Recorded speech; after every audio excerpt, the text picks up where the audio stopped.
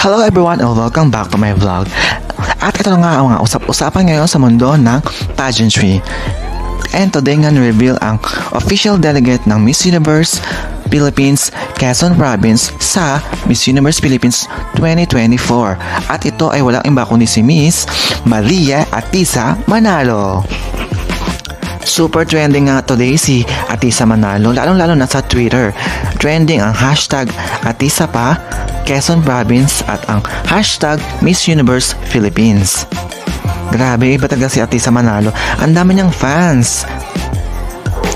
Pati sa ibang mga social media pages, internationally, trending si Atisa Manalo.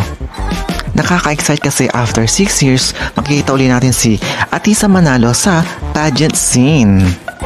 Sa mga hindi nakakaalam, si Atisa nga pala ay first runner-up sa Miss International noong 2018. Miski ako ay na-excite din kasi talagang inaabangan ko yung pagbabalik ni Maria Atisa Manalo sa pageant scene. Ano kaya ang strategy ni Atisa Manalo ngayon dahil iba ang Miss International at ang Miss Universe. Ibang pageant sila, no? Ano kaya atake ang gagawin ni Maria Atisa Manalo? At syempre, nag-umpisa na ang bangayan, ang bardagulan ng mga fans ni Atisa Manalo at ni Miss Alexi May Brooks.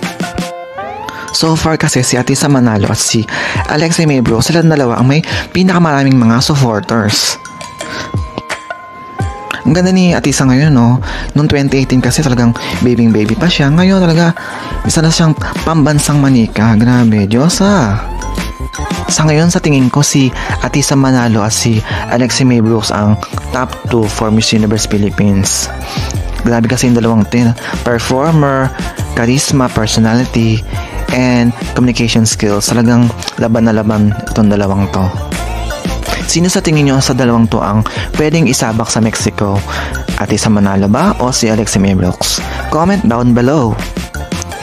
And that's all for today, guys. I hope to see you again. Thanks so much for watching. Don't forget to like, comment, and subscribe.